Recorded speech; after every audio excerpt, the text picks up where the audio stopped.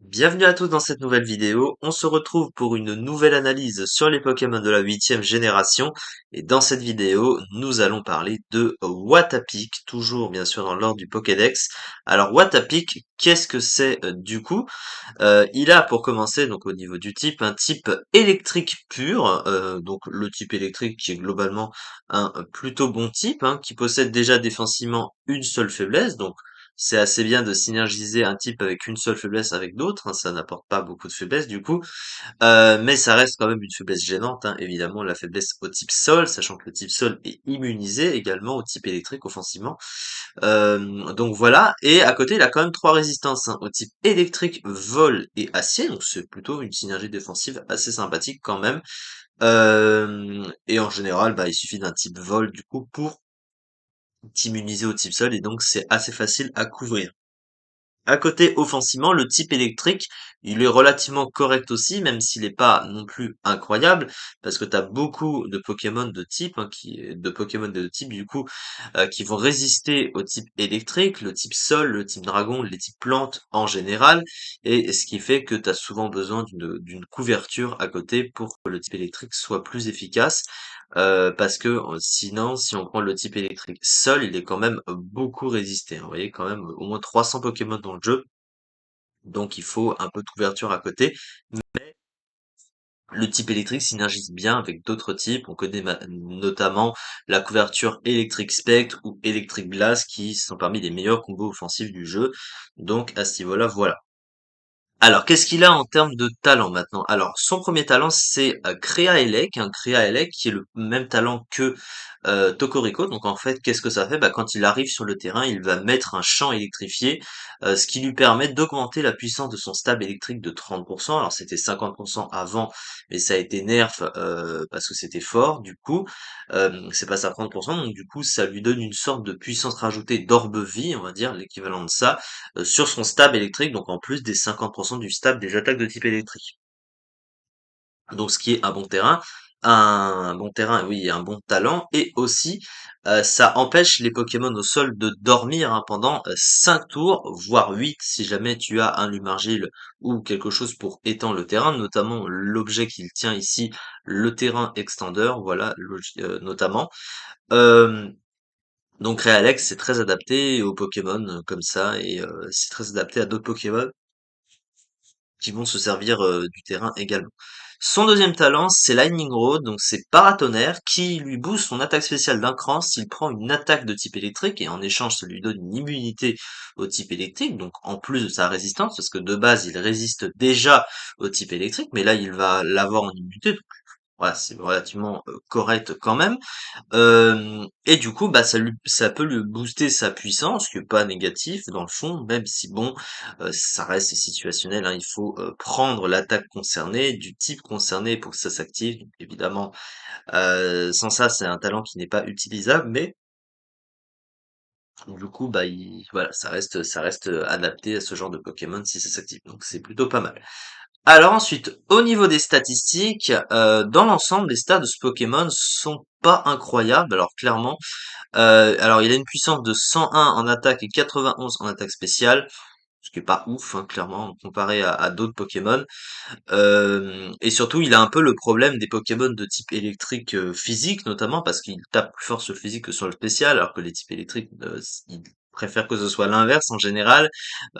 Elekab a le même problème, Tocorico a le même problème, donc du coup, on aurait préféré peut-être qu'il inverse son attaque et son attaque spéciale, sachant qu'il a bah, ses attaques prêtent plus à être utilisées sur le spécial que sur le physique. Donc du coup, les 101 en attaque, il va presque pas s'en servir. À côté, son bulk, il n'est pas incroyable non plus, alors malgré quand même des stats défensifs corrects, hein, 95 de défense, 85 de défense spéciale, c'est sympathique, mais il a une base PV extrêmement faible, hein, 48 seulement, ce qui fait que ça ne laisse pas un bulk très très équilibré non plus. Mais là où le bas blesse, c'est plutôt la vitesse. Il a une vitesse misérable, hein, 15 de vitesse, c'est vraiment merdique comme vitesse. 15 de vitesse, surtout pour un Pokémon de type électrique, alors que normalement, les Pokémon de type électrique sont recherchés pour leur vitesse, et lui, pour le coup, 15 de vitesse, ça le met plus lent que même Noacier, un Noacier qui a que 20 de vitesse, qui est un des Pokémon les plus lents du jeu, et pourtant, il est plus lent que ça encore. Donc c'est vraiment triste, ça veut dire que tous les Pokémon qui vont être plus rapides que lui de type électrique vont être meilleurs naturellement et mathématiquement parce que 15 de vitesse, c'est vraiment pas adapté à un Pokémon comme ça. Donc clairement, ça c'est vraiment très mauvais. Alors ensuite, au niveau du move pool, du coup, alors qu'est-ce qu'il possède? Alors sur le plan des stats, bah, il a globalement à peu près toutes les attaques de type électrique. Alors cela dit, il ne possède pas Change Éclair, hein, il a pas Volt Switch. Euh, Ce qui aurait été plutôt une bonne chose. La plupart des types électriques possèdent Volt Switch, lui ne le possède pas, mais parce que quand tu vois un peu le design du Pokémon, bah tu te doutes bien il va rester au sol, en fait, il peut pas bouger très très vite, c'est une sorte de limace ou de concombre, je sais pas trop comment c'est comme animal, un peu comme Concomba, enfin il a un peu la même tête, et du coup bah il va rester à ramper sur le sol, il peut pas vraiment utiliser ce genre d'attaque. Mais du coup, à côté, bah, il a quand même des attaques de type électrique assez classiques. Il a notamment Fatal Foudre, Tonnerre également. Donc globalement, c'est plutôt pas mal. Il a aussi également l'accès à l'attaque Rising Voltage. Alors Rising Voltage, c'est pratique parce que c'est une attaque qui double de puissance sous le terrain électrifié. Et comme il a Créailec, bah, du coup, ça va ensemble. Et se rajoutant à cela le stab, donc ça fait 210 de puissance pour une attaque de type électrique. Donc c'est plutôt pas mal.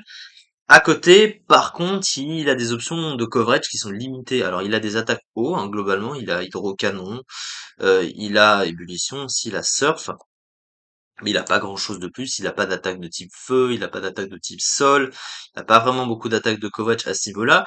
Sur le plan du soutien, alors il a soin quand même, donc il peut se soigner. Il a cage éclair, mais ça tous les types électriques le possèdent. Il a les pics toxiques aussi. Il a aussi accès à Memento notamment.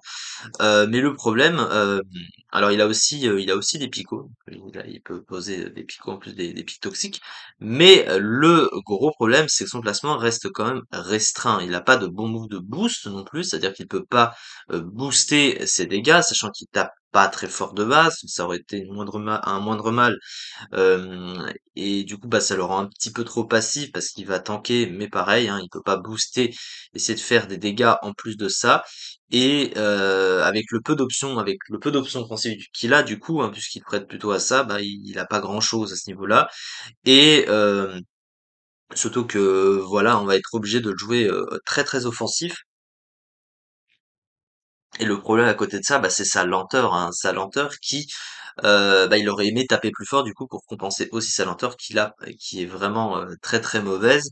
Et là, beaucoup de Pokémon de type électrique sont à peu près similaires. On pense évidemment à Lanturne. Lanturne est à peu près pareil que lui, euh, qui est au niveau des stats. Alors c'est vrai qu'il tape moins fort, mais il est plus rapide évidemment, vu la vitesse de ce Pokémon, et il a une meilleure base PV, donc il peut tanker les coups. Alors il a pas Créaélec, mais par exemple il a le double stab eau électrique, donc il a le stab sur le type eau en plus du type électrique, sachant que Watapic a les deux types d'attaque, mais il est que de type électrique. Et lui, il a notamment accès à Volt Absorb, donc là pareil, il peut venir sur des attaques de type électrique sans prendre de dégâts, mais lui, il peut récupérer des points de vie. La seule chose, c'est que lui, ben, en fait, il a pas de bon move de soin, il a pas le même move il a pas soin comme lui, mais globalement, lui, par exemple, il a changé clair, hein, vous voyez, en ayant une meilleure vitesse, donc il va déjà être meilleur, alors que pourtant Lanturne est très bas dans les tiers. Donc du coup, Watapic a une forte concurrence de ses congénères largement, et en première ligne, je vais te donner un exemple. Donc voilà. La fiche stratégique de ce Pokémon, un talent excellent créé à Elec, un pool de support très intéressant avec un accès au pic toxique, de mauvais PV et des statistiques défensives au plus correctes, des statistiques offensives insuffisantes avec une vitesse abyssale et un move pool offensif limité.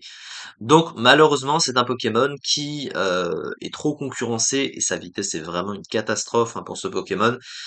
Et du coup, bah, il est malheureusement pas vraiment joué, hein. Il est 50e du Zédu le mois dernier avec même pas 3% du tiers. Donc il est vraiment mauvais ce Pokémon, malheureusement.